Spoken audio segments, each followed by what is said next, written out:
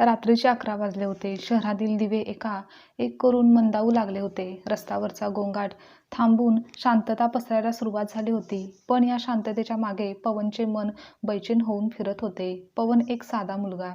घरात आई, वडील आणि कॉलेजला जाणारी बहीण. अभ्यासात हुशार, वागण्यात नम्र आणि परिसरात आदराने बघितलं जाणारं त्यांचं घर होतं. पण मागच्या 6 महिन्यात काहीतरी बदललेलं होतं. त्यांच्या डोळ्यातील चमक हरवलेली होती. चेहऱ्यावरचं तेज कमी झालं होतं. त्यांचा हसरा चेहरा कोरडा परत होत होता. आणि या सगळ्या बदलामागे एकच कारण, ते म्हणजे व्यसन. पवन IT कंपनीत कामाला लागलेला होता. तेव्हा पहिल्या महिन्यातच त्याला मित्रमंडळी भेटली. सुरुवातीला मजेत, टाइमपास, संध्याकाळी चहा, थट्टा मस्करी सुरू असायचं. पण नंतर ऑफिसचा स्ट्रेस, कामाचं प्रेशर वाढायला लागलं आणि त्याच्या मित्राने अमितने त्याला म्हणाला की अरे, तणाव कमी करायचा असेल तर हे घे, एकदा तरी ट्राय कर. पवनने पहिल्यांदा नकारच दिला. पण मनातील दडपण वाढत होतं आणि त्याचवेळी त्या वस्तूंची त्याचीही ओळख झाली. काहीतरी भूल देणारे पावडरीचे कण, धूर, गंध. पहिल्यांदा फक्त एकदा म्हणत हात पुढे केला. पुढच्या आठवड्यात अजून एकदा आणि पुढच्या काही महिन्यात तर याशिवाय चालतच नाही इथपर्यंत तो पोहोचला होता. या दरम्यान आई रोज म्हणायची, पवन तू उशिरा का येतोस? जेवण तर थंड होतं. तर तो फक्त म्हणायचा, आई थकलोय, उद्या बोलू, असं उत्तर द्यायचा. मग बाबा विचारायचे, नोकरी आवडते ना? अलीकडे अशक्त वाटत आहेस?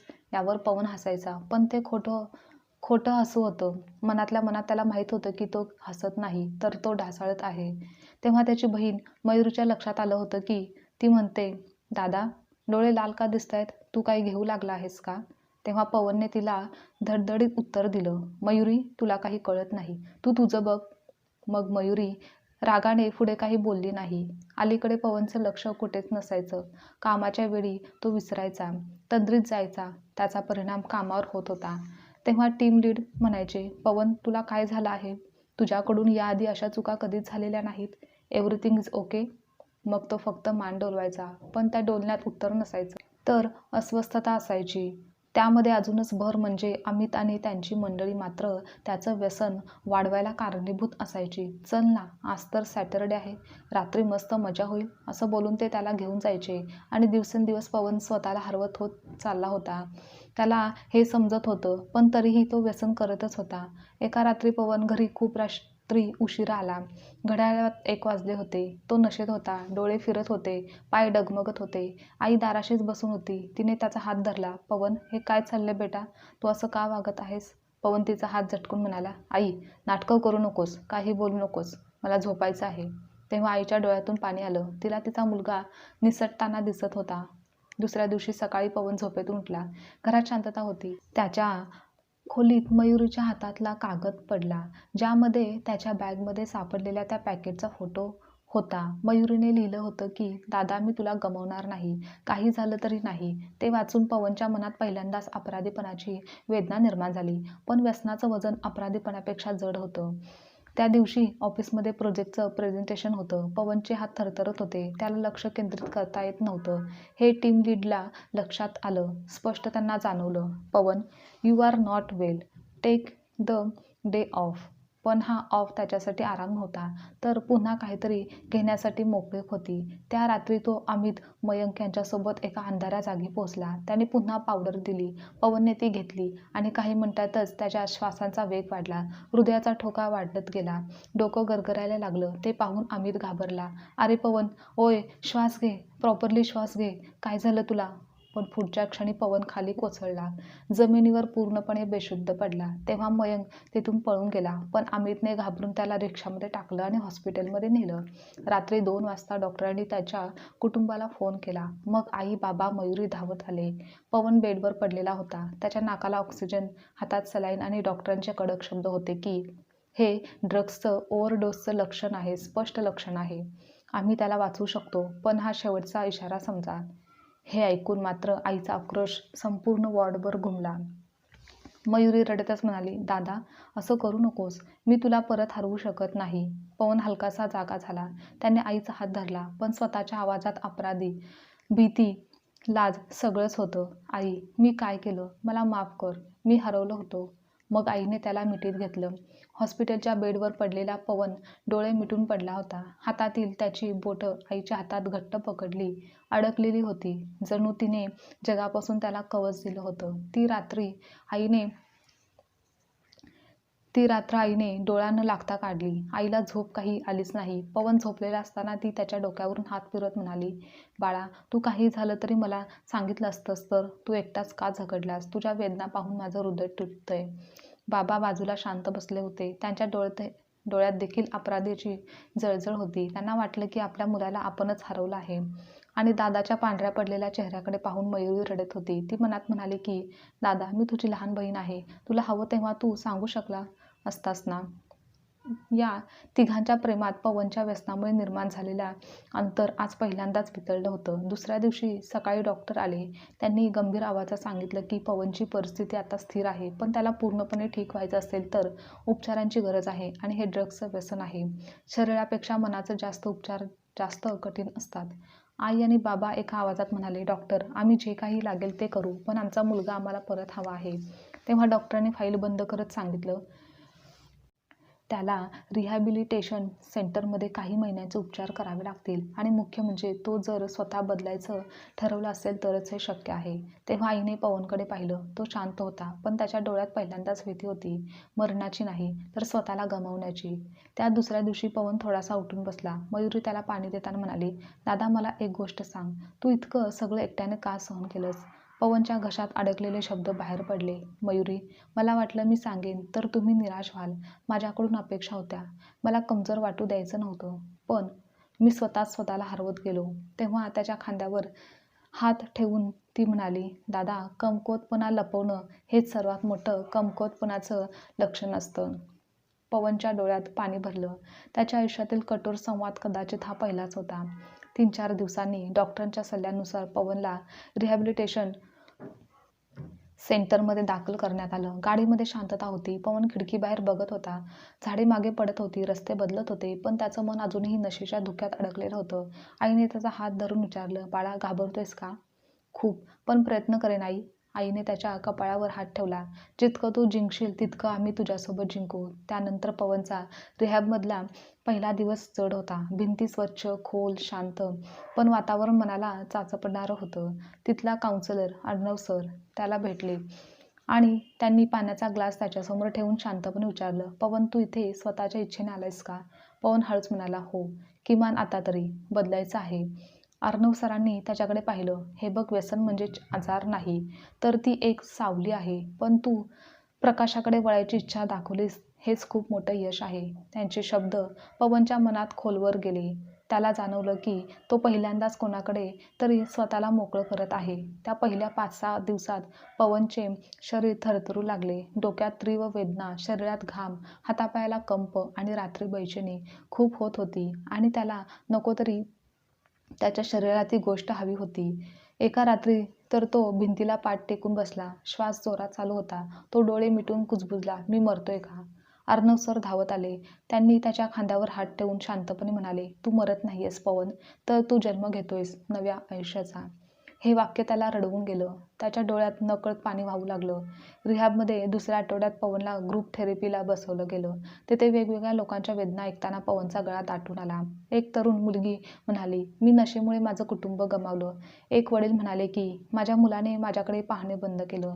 पवनला स्वतःचं आयुष्य त्यांच्या शब्दात दिसायला लागलं आणि त्याला जाणवलं की तो अजूनही वाचू शकतो, कारण त्याचं कुटुंब अजूनही त्याच्यासोबत आहे. त्या दिवशी त्याच्या मनात पहिल्यांदा एक ठिणगी पडली, आता काहीही झालं तरी मी बदललोच पाहिजे. मला ठीक व्हावंच लागेल. रिहॅबमध्ये 4थ्या आठवड्यात मयुरीने त्याला एक लहानसं पत्र दिलं, दादा, तू नशेमुळे तुटलास, पण आम्ही अजून तुटलेलो नाही. तू आमचा आधार आहेस. ज्या दिवशी तू पूर्णपणे ठीक होशील तो माझ्या आयुष्यातील सर्वात मोठा आनंदाचा दिवस असेल. हे पत्र वाचताना पवनच्या हातातून पत्र थरथरलं. त्याच्या आतल्या गुन्हेगारी अपराधी भावनांना पहिल्यांदाच आशेचा प्रकाश दिसला. त्या आठवड्यानंतर मजबूत व्यायाम, योगा, काउन्सिलिंग सुरू झालं आणि पवनचं शरीर हळूहळू पूर्ववत होऊ लागलं. त्याचा चेहरा आता थोडा उजळू लागला. मनाची बेचैनी कमी होत गेली आणि रात्रीची भयानक स्वप्ने कमी झाली. एक दिवस अर्णव सरांनी विचारलं, पवन, तुला कशामुळे व्यसनाची सुरुवात झाली? पवनने खोल श्वास घेतला. मला वाटत होतं की मी कमजोर दिसेन. मला खूप ताण होता आणि मला लोकांपासून माझं तुटणं लपवायचं होतं. पण तसं करत करत मी स्वतःलाच कधी हरवलं कळलंच नाही. तेव्हा अर्णव सरांनी शांतपणे सांगितलं, कधी कधी आपण स्वतःला वाचवण्यासाठी घेतलेला मार्गच आपल्याला सर्वात खोल अंधारात ढकलतो. पण परत यायचं असेल तर पहिली अट म्हणजे सत्य स्वीकारणं. आणि पवनने त्या दिवशी स्वतःला मनात एक वचन दिलं की मी स्वतःला परत मिळवणार.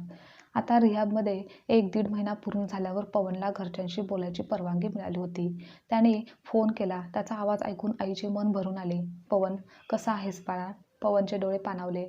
आई, मी ठीक होतोय आणि मी तुला वचन देतो, मी पुन्हा कधी तुम्हाला असं रडवणार नाही. आई शांत झाली, कारण त्या शांततेत प्रेम होतं आणि आशाही होती. त्यानंतर रिहॅबमध्ये 2 महिने पूर्ण होताना पवन दुसऱ्या लोकांचा आधार बनू लागला. नवीन आलेल्या रुग्णांना तो समजावू लागला, तुम्हाला वाटतंय तुम्ही संपलात, पण तसं खरंच नाहीये. जर तुम्ही व्यसन संपवलं की आयुष्य नव्याने सुरू होतं. ते पाहून अर्णव सर हसत म्हणायचे, पवन, तू इथे जिथे अनेक हरवतात तिथून तू परत येतोयस, हेच सर्वात मोठं यश आहे. ते ऐकून पवनचे मन सकारात्मक व स्थिर झाले. रिहॅबचे आता 3 महिने पूर्ण झाले होते. पवनचे रूप, बोलणे, वागणे सगळ्यात मोठा बदल दिसत होता. पण सगळ्यात मोठा बदल त्याच्या मनात होत होता. त्याने नशेची तलप नियंत्रित करण्याचं कौशल्य शिकलं होतं. मनातील वेदनांशी बोलायला सुरुवात केली होती आणि सर्वात महत्त्वाचं म्हणजे तो स्वतःला पुन्हा ओळखू लागला होता. जगण्याची उमेद निर्माण झाली होती. आज त्याला घरी जायची परवानगी मिळाली होती. आई, बाबा, मयुरी तिघेही रिहॅब सेंटरमध्ये उभे होते. पवन बाहेर आला तसा आईने त्याला घट्ट मिठी मारली. ती मिठी रडण्याची नव्हती, तर ती आनंदाची होती आणि आशेची मिठी होती. बाबांनी त्याच्या खांद्यावर हात ठेवला.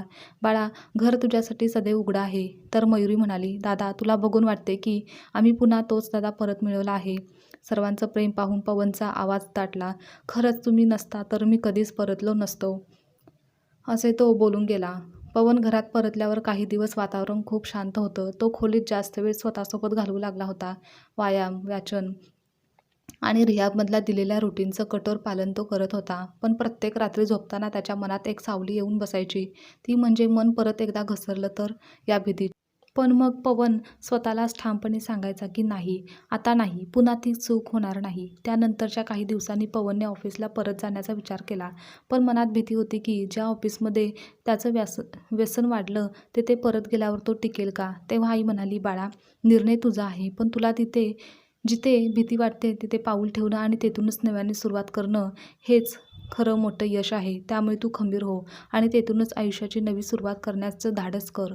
मग पवन 2 दिवसांनी पुन्हा ऑफिसला जाण्यासाठी त्याने सुरुवात केली. तेव्हा ते दिवस त्याच्यासाठी खूपच कठीण होते. पण त्याने माघार घ्यायचं नाही असं ठरवलेलंच होतं. त्यामुळे तो धीट मनाने पुन्हा ऑफिसला जायला लागला आणि त्याने मनापासून कामाला देखील सुरुवात केली. तो आता पूर्वीपेक्षा अधिक पटीने मन लावून काम करत होता. त्याचे काम पाहून टीम आणि बॉस ही प्रभावित झाले. तेव्हा तेथील काही लोकांनी त्याचे कौतुक केले तर काहींनी त्याच्यावर टीका केली. टोमणे मारले की हा किती दिवस व्यसनापासून लांब राहणार आहे.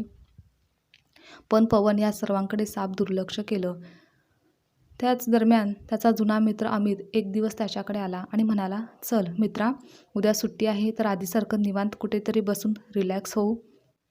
हे ऐकता क्षणी पवन खूप चिडला आणि त्याने कठोर आवाजात सांगितलं की अमित, मी आता बदललोय आणि तू मला पुन्हा त्या दलदलीत ओढण्याचा प्रयत्न केलास तर मी तुझ्या विरुद्ध रिपोर्ट करेन. हे ऐकताच अमितचा चेहरा पडला. त्याने हसण्याचा प्रयत्न केला. अरे, एवढं काय घेतोस मनावर? पवन म्हणाला, मनावर घेत नाहीये, जीवनावर घेतोय. मग अमित मागे हटला. पवनचे हात थरथरत होते, पण त्याच्या मनात अभिमानाचा एक ठिणगी पेटली होती. काही दिवस लोक त्याच्याबद्दल कुजबूज करतच होते. असा बदलून परत कोणी सुधारतं का? व्यसन गेलं तरी मानसिक पातळीवर तोच राहणार. व्यसन इतक्या सहजासहजी सोडता येतं का? जेव्हा पवन हे ऐकायचा त्याच्या मनात चटका बसायचा. पण त्याने ते मनात साठवून ठेवण्यापेक्षा सरळ स्वतःला सांगितलं की लोकांचं काम आहे बोलणं आणि माझं काम आहे पुढे जाणं. पण एकदा रात्री त्याला अचानक व्यसनाची तलप चढली. शरीर बेचैन झालं, हात थरथरू लागले. तो खोल श्वास घेत चालतच आईच्या खोलीत गेला. मला भीती वाटते, आईने त्याला लगेच मिठी मारली. जगातील कोणतीही भीती आईच्या मांडीवर ठेवली की वितळते बाळा. पवन आईच्या मांडीवर डोकं ठेवून रडत राहिला. आई शांतपणे त्याच्या केसावरून हात फिरवत म्हणाली, या रात्री गेल्या की सकाळ येतेच. प्रत्येक झुंज तुला मजबूत बनवते. आणि त्या रात्री पवन पुन्हा एकदा जिंकला. मयुरी त्याच्यासाठी एक डायरी घेऊन आली. दादा, यात तू एक रोज ओढली. कशासाठी?